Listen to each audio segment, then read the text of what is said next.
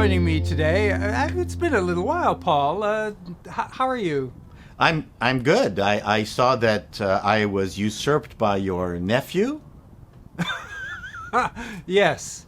Yeah, well, we had a little trouble getting our calendars organized. That took a long time to get started. But it's nice to be chatting with you again today. Now, the disadvantage that I have when we do these is that I can't see what your T-shirt is promoting today. So Nothing. You're going I'm have wearing to I'm wearing a stylish brown shirt, but because we're outdoors, I wore this leather shirt on top of it. It's just a bit chilly in the fall here. And right. I air quoted outdoors there for you. Thank you. So I'm well, it's an Apple day because and it's nice to be here. Yes, it's fall, which is apple season. That's it.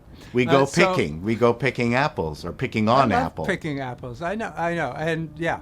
And people are going to want to ask about the bandage on my finger. I was stung by a wasp. I was going to ask you about that. Yeah. It's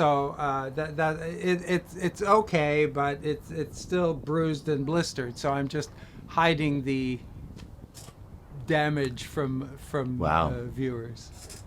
Well, you shouldn't be putting your finger where it shouldn't be put.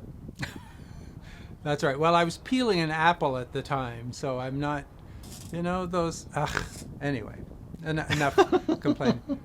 But in honor of Apple, I'm being as subtle as it's possible to be, because I have my costume today, my wardrobe today is in honor of Ted Lasso.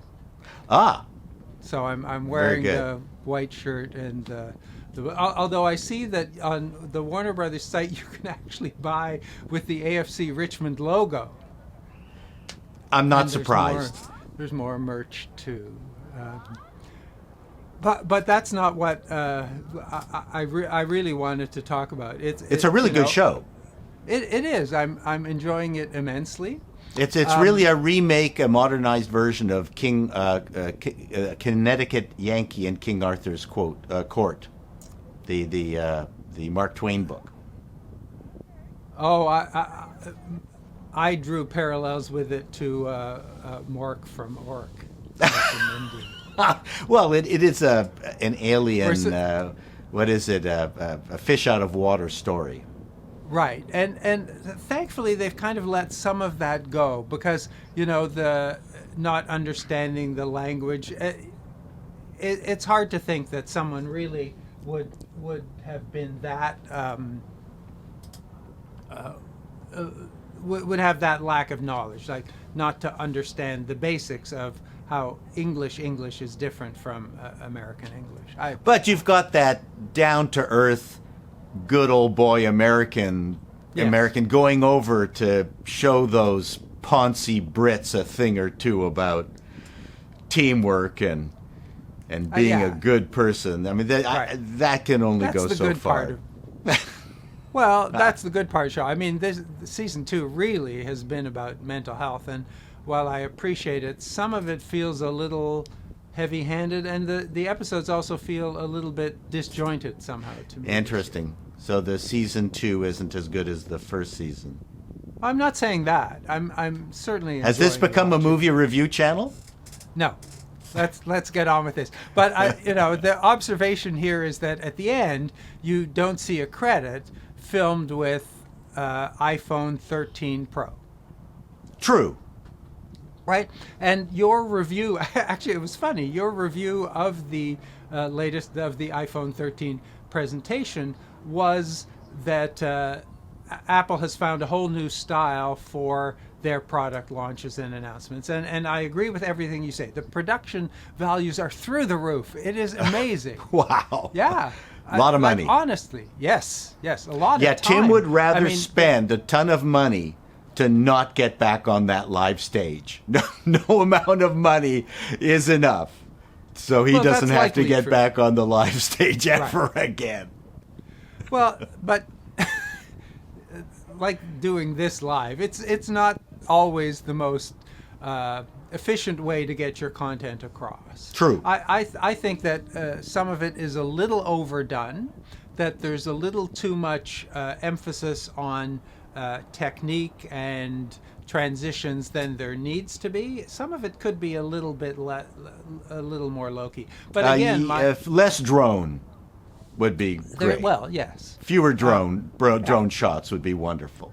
But they are endlessly clever. I mean, it's a fun thing to watch. Like the production values are enormously high. But and the lighting again, was just fantastic. Just people who the don't keys- understand how lighting is done in a professional way, I don't think people will have noticed just how well done all that was. Right. It's slick. It is enormously slick. I don't know. I have no idea how long it might have taken them to do this, which kind of means that the product and all the other things have to be ready. Like it's not just good enough to be ready for the live presentation on the day. You've got to be ready a month in advance so that you can be recording all of these things. Well, they have one other luxury that the recording provides, is that they can overdo the amount of content that they're planning on providing, and then wait to, let's quote in air quotes, the last second to decide what's the final edited product. Right. So they're not backstage going, damn, this demo isn't working, screw this product. But that's the part that I miss. I do too. Because but is it old? I Is know. that an old way of presenting things that the audience, the Instagram, TikTok audience just does not appreciate, and it's really a boomer thing wanting it to be live? Well, yes, and I know from personal experience. I worked on a tech show, back in the last millennium, and we'd get to some place to, and the developers would show us the product and indicate how it was supposed to work, but it wasn't actually working, and we would fake it for them. Right. Like we'd take it back and we'd edit it to make it look as if it was working when we were there, and it wasn't. So, I'm sorry that we did that, but it's kind of what I feel is the grand tradition of tech product launches is to make it look as if it's working when it's not. And so when something is that heavily produced and edited, my feeling is not quite working. I'm going to need to see this thing live. Well, when we were developing video games, we were in San Jose for the Gamers Conference, and Microsoft bought everybody an entire day at the America's Ride Game Center, whatever. And at the very end, we went to a presentation where Bill Gates showed off DirectX 1, I believe, and it was just one blue screen after another, and you could see he was really pissed. It didn't go over very well.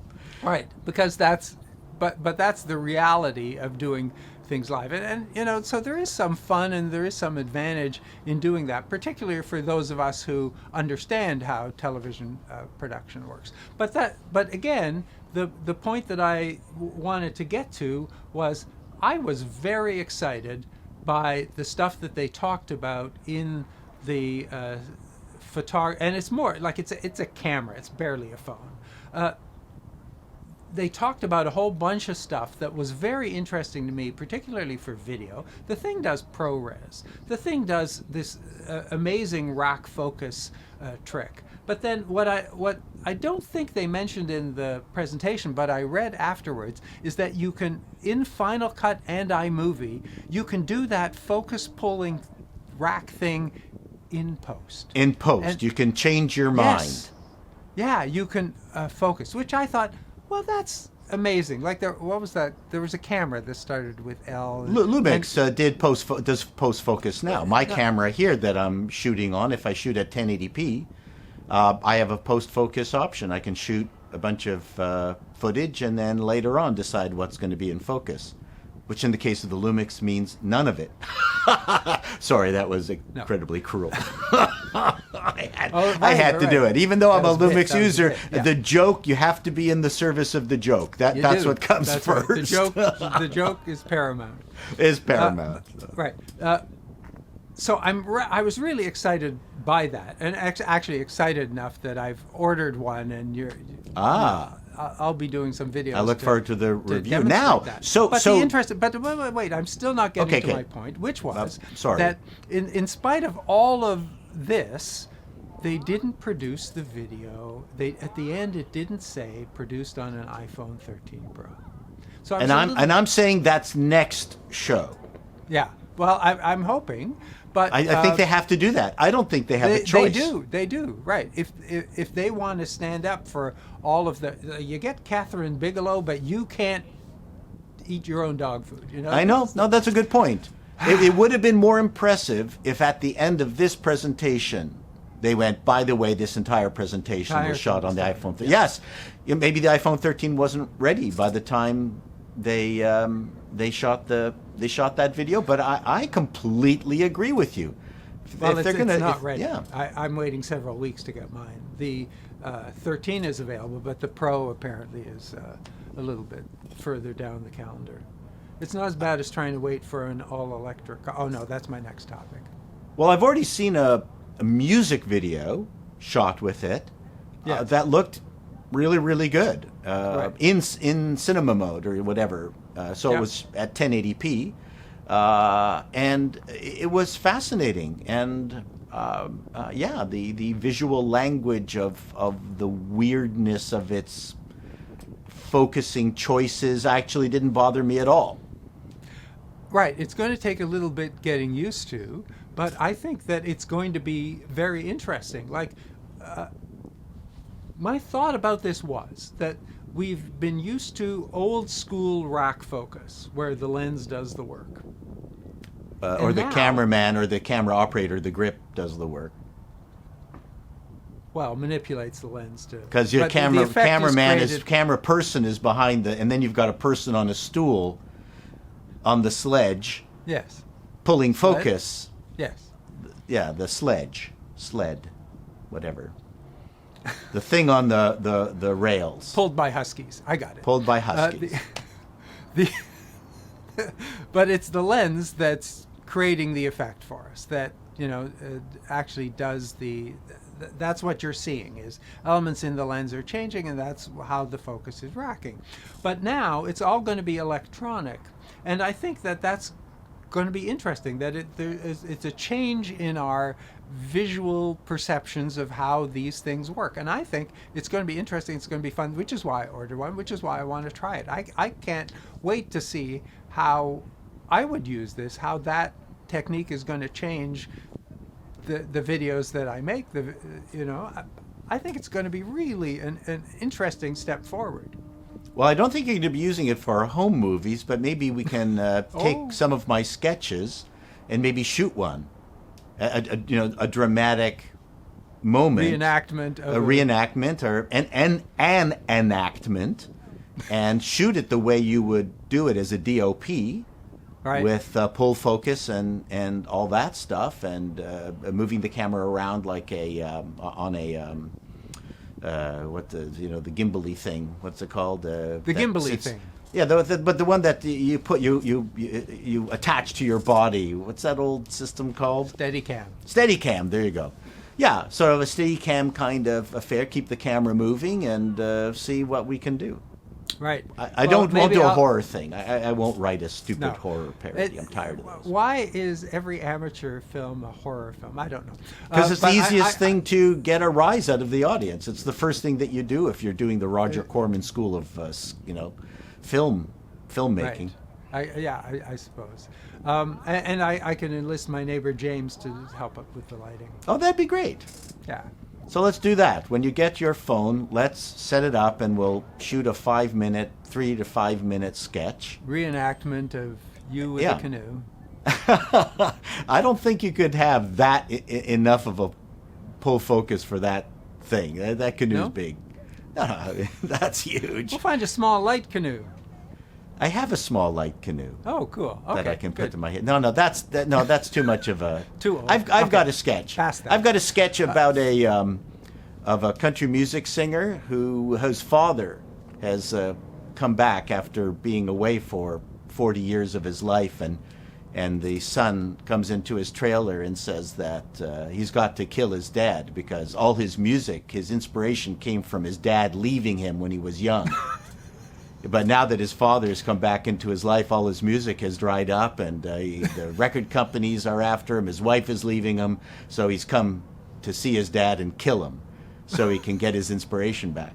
Right. Oh, that's great premise. So we'll shoot that one. See how that, yeah. I did, however, want to take, the last few minutes of our conversation today to talk about electric cars. Okay, my favorite topic. Subtopic. Yeah, well, because it was a very good video. In fact, I watched it twice. I made notes so that I could think about some of those things. So I would encourage you to do a little more research on where lithium actually comes from. Most of our lithium's actually coming from Australia, although the companies are Chinese-owned that are doing the mining. And large reserves in a lot of places in South America. So Afghanistan's a minor player in the world reserve pool. In terms of its mining, actual mining, it's a small player, but they're saying the reserves there are spectacular.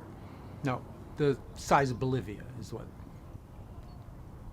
Is Bolivia the big? Well, listen, no, Chile. My job to be America. a pundit is to just say shit. It's not to be right. Right, but you are right about a whole lot of things. Thank you. Thank you. And we think about it at a personal level. We think, okay, so I'm displacing the 2,000 kilometers a month that I drive from gasoline at 6 liters per 100 kilometers. I'm displacing that to electricity. But how much electricity is that? The cars these days are, I think it's about 15 kilowatt hours. So your electricity bill, by my calculation, I've been looking at electric cars, my Prius is nearing the end of its life, is that it would make my electricity bill, if I recharge the thing to the number of kilometers that I'm currently driving, would make my electricity bill go up by a third. But so what you highlighted was that it's going to make the entire provincial consumption of electricity go up by a third, which is an astounding number to think that Ontario Hydro is suddenly going to generate that. Now, the other thing, of course, is where does your electricity come from? And we're kind of lucky in Ontario that there's a lot of hydroelectric and there's a lot of nuclear. So we're not burning any coal in Ontario any longer. So at least it's fairly clean.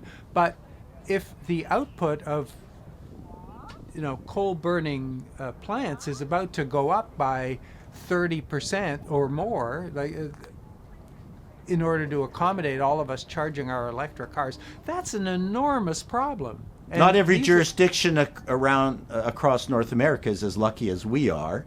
That's exactly right. Just south of us, they're burning a crap ton of coal, and most of our pollution in Ontario is coming from south of the border.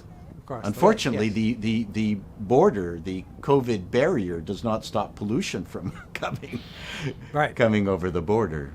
Yeah.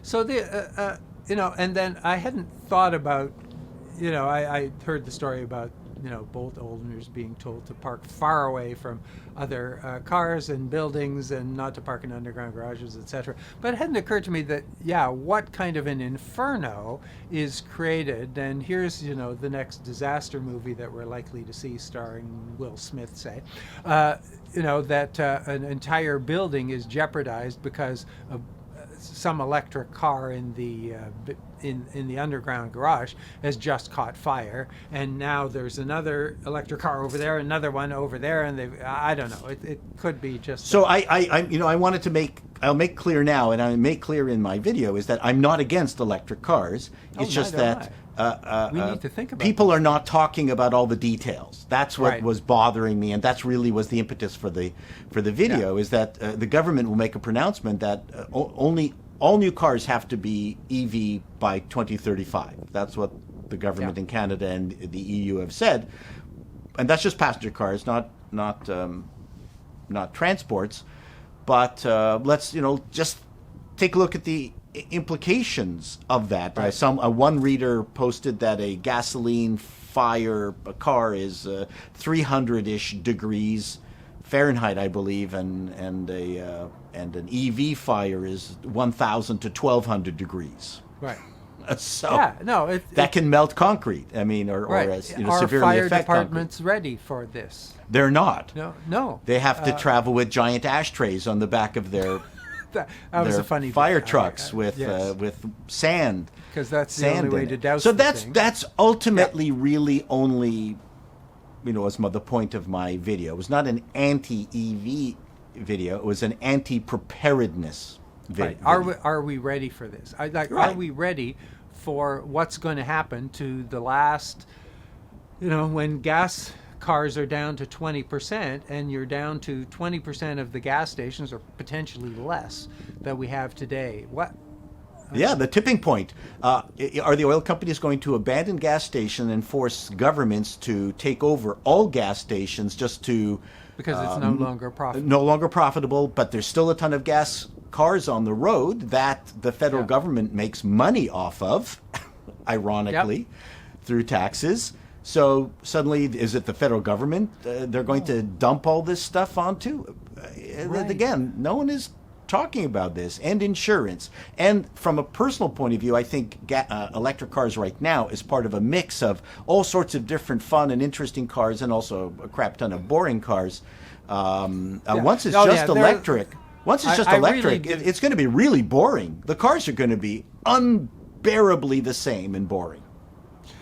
I really recommend that my viewers go watch your video. It's a good rant. It's an interesting rant. See, and I'm they ranting are now. things we all need to think about. Yes. Thank you very much. You're very nice. Next time I'll shoot my rant on the. You'll shoot my rant on the iPhone 13 when you get it. We'll see. I'm just curious, which is why I ordered one. I want to see what it's like. Oh, I'm looking forward to your test. It'll be brilliant as always. Well, and thanks for offering to participate in that. I'm happy to. I'm looking forward to that as well. Thanks for your time today, Paul. Thanks for your time, viewers. Always a pleasure to chat. Thanks, Paul. Be seeing you.